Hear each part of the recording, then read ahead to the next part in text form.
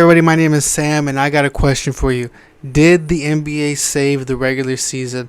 As you know, a few days ago, the NBA dropped the rules and how the in-season tournament is gonna go.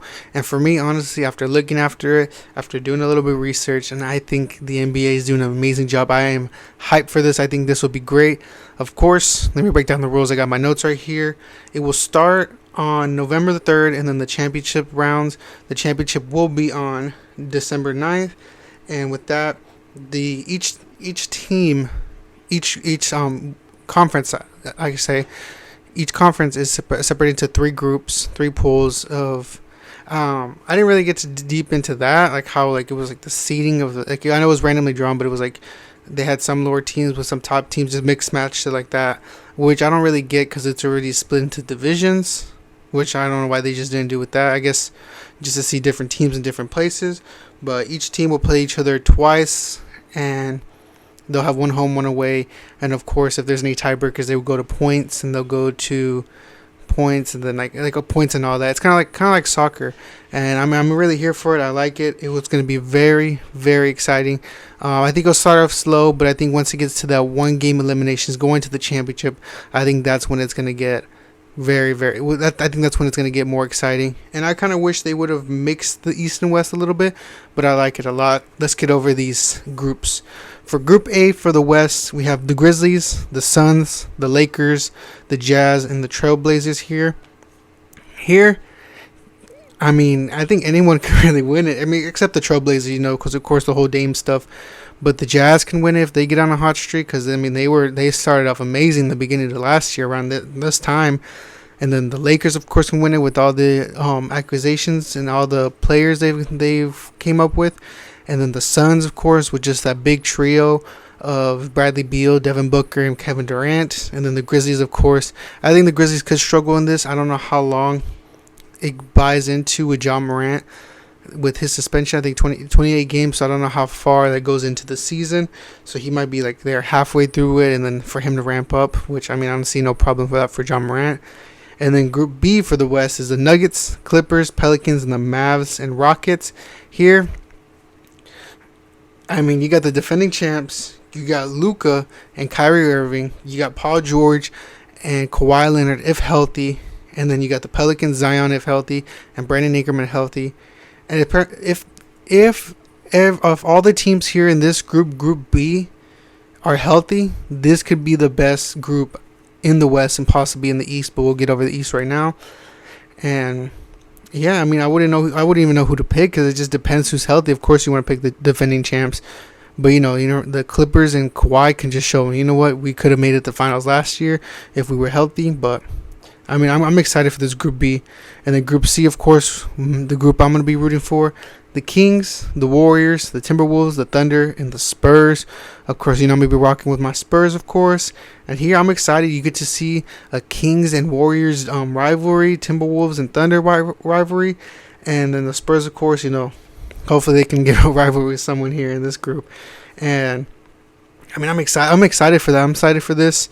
And just to see the competitive basketball during the regular season, to see whether, of course, every single game in the regular season matters, but this is just going towards a goal. And of course, I think the prize, I think it's $500,000. I think it could be a little bit better, but it's a good starting point. It's not too high, but it's not too low, and I think it's a good starting point. I think eventually this, and of course, to win the in-season tournament cup. The trophy's questionable, but I like it. Hopefully they can, name it after someone, but I think they rather see if it sticks, which I hope it does. I think it could be a good concept. And now let's get over the East groups. Here, Group A for the East is the 76ers, the Cavs, the Hawks, the Pacers, and the Pistons. And man, oh man, I'm excited for this one. The 76ers, possibly James Harden looks like he's going to come back with that one. And then the Cavs, of course, with, Donovan Mitchell and Darius Garland, Evan Mobley, and then possibly moving Jarrett Allen, see what they get back for that. And then with the Pacers, you got Tyrese Halliburton, Jarris Walker, and all the money they spend with that. And of course, the Atlanta Hawks with DeJounte, Trae Young. And hey, congratulations to DeJounte Murray for him getting his bag and signing that extension. Of course, the Detroit Pistons, if they stay healthy, and I'm hoping Cade Cunningham can stay healthy, and for them to compete in this group here. And if I had to pick someone, I'd probably pick the Cavs to win this group. And then Group B here, the Bucks, the Knicks, the Heat, the Wizards, and the Hornets. Of course, the Heat got a little bit of a rivalry with the Knicks and the Bucks, and I'm excited for that to see if playoff Jimmy comes out to this tournament, this in-season tournament, to see if it'll be tournament Jimmy or something like that. And then the Wizards, of course, they're rebuilding. The Hornets are rebuilding. So it's pretty much going to be, to me, the top three teams to see how they compete. And I think it'll be up to those three teams to represent. And then Group C for the East, you have the Celtics, the Nets, the Raptors, the Bulls, and the Magic here.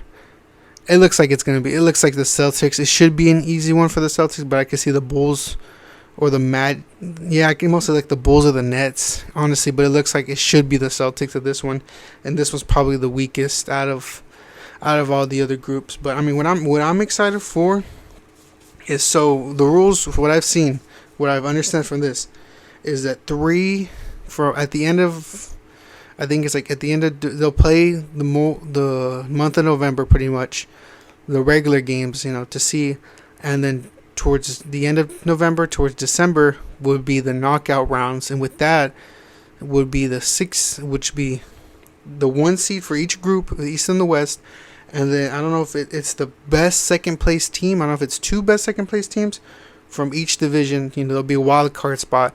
So I don't know if they will play. I think it's just one, because I think they will play the number one seed, the best team out of the three number one seeds, and then of course the two will play the three.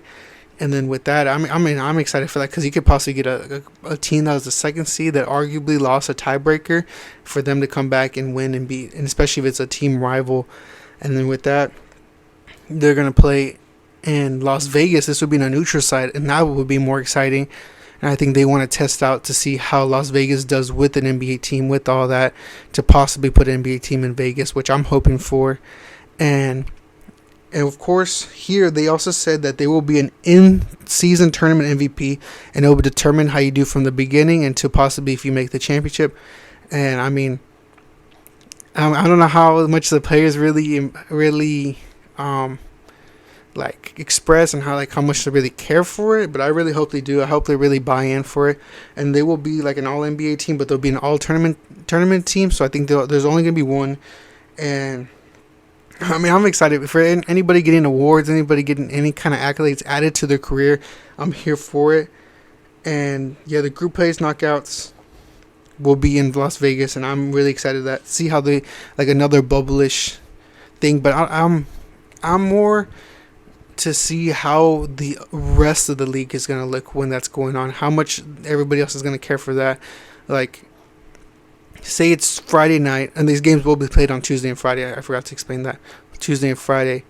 And I'm thinking, do you put the championship game on Thursday, and you have one game going on a Thursday, and then you do a full slate? And like, I think that's going to be the confusing part.